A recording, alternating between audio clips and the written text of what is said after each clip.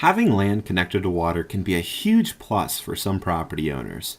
It also can be sought after for businesses.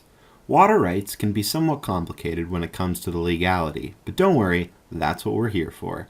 In short, water rights are the rights to use rivers, lakes, or oceans that fall adjacent to land. So let's take a deep dive in water rights. Well, water rights are the rights to use rivers, lakes, or oceans that fall adjacent to land. Owning land connected to water can add lots of value to a property. Water rights are appurtenant, meaning they run with the land and not the owner. Different types of water rights exist based on various forms of water and where the property lays.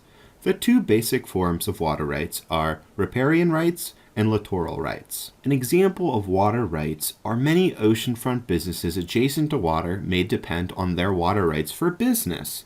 If for some reason their rights are infringed or compromised, it could be detrimental to their operations. So what are riparian rights? Well, under riparian rights, all landowners whose properties adjoin a river or stream have the right to make reasonable use of it as it flows through or over their properties. The only limitation owners have is they cannot stop or prevent the flow of water.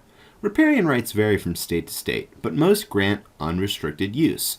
Unrestricted use means owners have the right to access it for swimming, boating, fishing, and building docks, etc.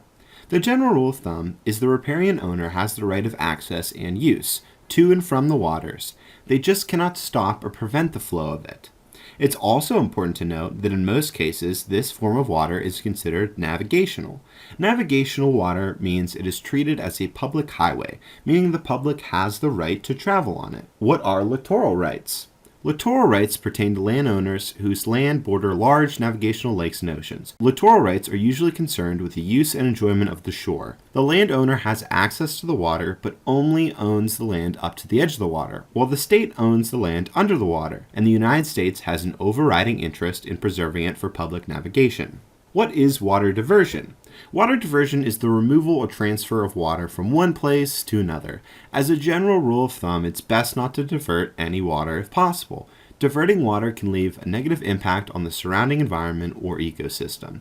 In some cases, like owning a farm, water diversion may be required, but it's essential to make sure it's legal before doing it. Each state and municipality will have their regulations and limits on the extent of water diversion that is allowed. Some places may allow for certain irrigation uses of the water, while others may not. Depending on where you live, landowners may apply for water diversion rights that would allow for transport of water away from its source. As always, it's best to check with your local municipality before doing so.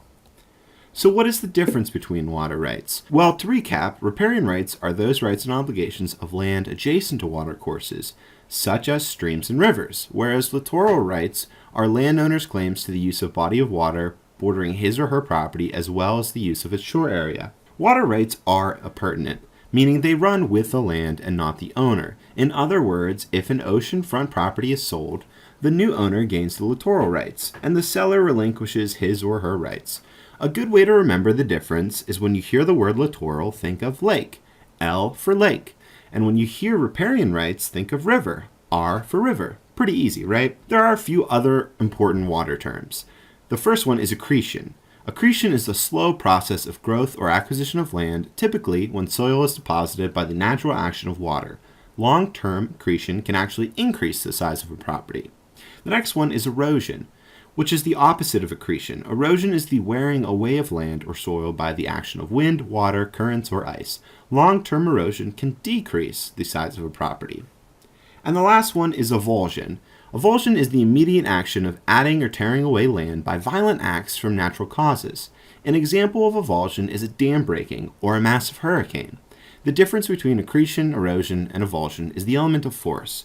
Accretion and erosion is the gradual loss or addition of land, while avulsion is the sudden addition or violent subtraction. Hello, this is Zach from realestatelicencewizard.com. If you liked this video, please give us a thumbs up. For more, go ahead and hit that subscribe button, and while you're at it, leave us a comment down below on a topic you may want to see us cover next time. Thank you so much for watching. As always, make today magical.